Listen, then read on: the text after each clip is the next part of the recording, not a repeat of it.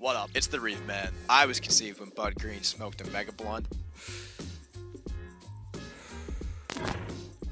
And now I live in his consciousness as an omniscient being. Pretty fucking dope, right? Now, if you don't mind, this is what we call a Reef Man rant. Everyone talks about heart disease, suicide, respiratory illness, obesity when it comes to the main causes of mortality in today's day and age. Not to diminish the effects of these frequent killers, they're a problem for a reason, but something I believe people fail to take into account in terms of quote-unquote terrifying diseases is the mental disease known as dementia. There are different forms of dementia, some worse than others, but the meat of disease causes some of the most difficult to witness symptoms of any disease on planet Earth. I work as a psychological evaluator. I basically get way too much of a say in determining whether people are competent enough to continue living without outside help. Through this experience, I've witnessed firsthand the hard to stomach symptoms it brings out of people. Not knowing what day it is, where you're even at, forgetting something said to you 5 seconds ago, forgetting your name, your family members, your entire life, forgotten. You can't hold a job, take care of yourself, and barely even hold a conversation. It really is the worst part of my job, seeing people reduced to just mere vessels housing their decaying minds. A variant of your more well-known form of dementia, called Lewy body dementia, is one of the worst forms of cognitive decline dementia known to doctors in the world today. I was able to speak to an individual suffering from this disease for a couple hours, a couple months ago. I do not exaggerate when I say that it's changed the way I look at cognitive decline and will look at it for the rest of my life. After asking a couple questions, just see if he could follow some simple tasks, he just muttered the phrase back to me, "I hear the words you're saying, but I can't do anything with them." And at that moment, I knew the guy had no chance of comprehending anything besides a simple present state conversation. It's like, imagine a brain-eating amoeba, but it's in like your metaphysical mind. It's a form of death, but before the fact. Physical tremors, stiffness and slowness, fainting, hallucinations, delusions, trouble sleeping, excretory function failure. Doesn't sound fun, does it? But how is this monstrosity supposed to become as common as things like heart disease or obesity? So for that answer, we're gonna return to the world's phone addiction. Alright, now, you might be asking yourself, "Reef Man, what the fuck does a phone have to do with getting dementia? I'm just staring at my screen for a couple hours a day. What's the worst that could happen?" Alright, listen up, shitheads. You need to change the way you think regarding just looking at a screen. What can be defined as a drug in today's society is anything that alters your baseline state of being.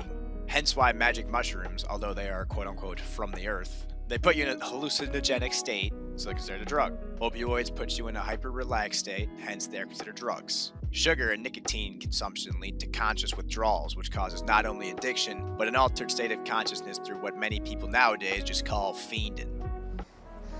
What's a fiend? It's people who eat people.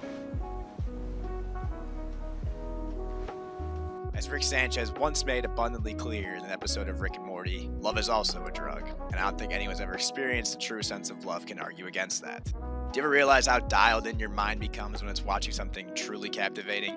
How you seem to lose track of time? If someone tries to get your attention, they might just have to say your name a couple more times. You can open up your phone, throw on TikTok around 3 p.m., and all of a sudden it's dark outside, 5 hours have flown by, and you didn't even fucking notice. I even recently read a book about a guy who was doing so much heroin that he would spend 8 to 10 hours a day just staring at his shoes, and that was the fucking time of his life to the guy.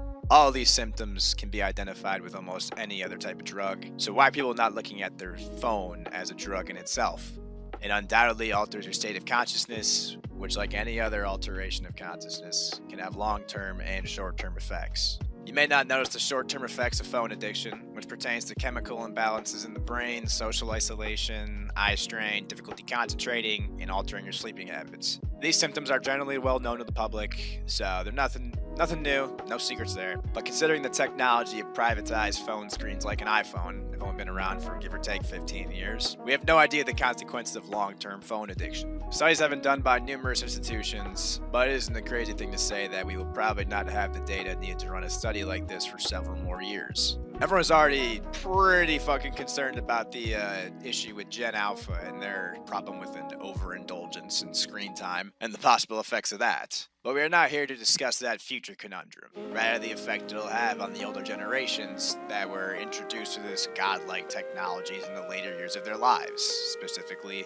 Generation X. I think incorporating baby boomers into this discussion would be a bit of a confirmation bias in the first place, as many of them are around the age where dementia becomes prevalent regardless of the screen time in their lives. But I need you to sit back and imagine the change your mind would go through if you spent the first 30 years of your life almost never staring at a screen to the last 40 years of your life almost always staring at a screen. And not just any screen, a screen that you can conjure up at any given moment that will feed you exactly what you want to see for as long as you can stand it, frying the pleasure aspect of your brain and overloading your stimulus receptors as they have never been overloaded before, every fucking day. It's like being sober for 30 years and then microdosing ecstasy for the next 40 years. It's just not gonna compute. As you can probably see where I'm going here, this frying of your brain's receptors will cause the enhancement of short-term effects, but almost definitely cause the enhancements of the long-term effects. Fuck.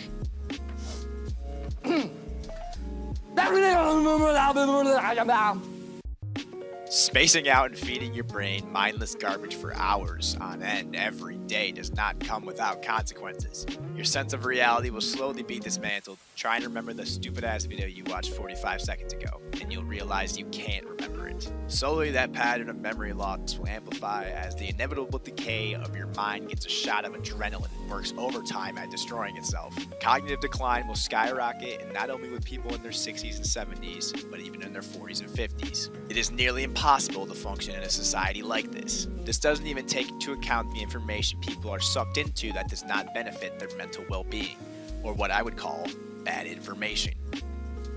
If you spend all day watching 45 seconds on how the earth is fucking flat, Nancy Pelosi's a lizard person from the planet Zilgon, or Bill Gates is going to cover the earth's ozone in thin strips of gold to save us from climate change, you're gonna fuck yourself up. No question about it.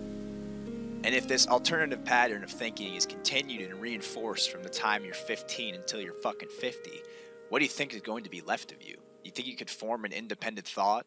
Can you trust the people around you to not be conspiring against you? Can you search something on Google without using a Tor browser in hopes of dodging government tracking? Being chronically online not only makes you an enemy of other people, it turns you into an enemy of yourself. You are destroying the very fabric of what makes you, you.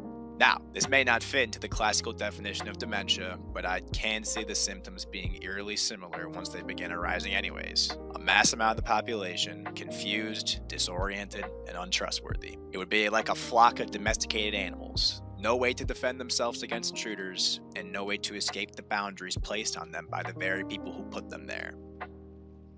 Do yourself a favor, and at the very least, stare at a fucking wall once in a while. Maybe don't bring your phone next time you take a shit. Complete the impossible challenge. Eat without YouTube.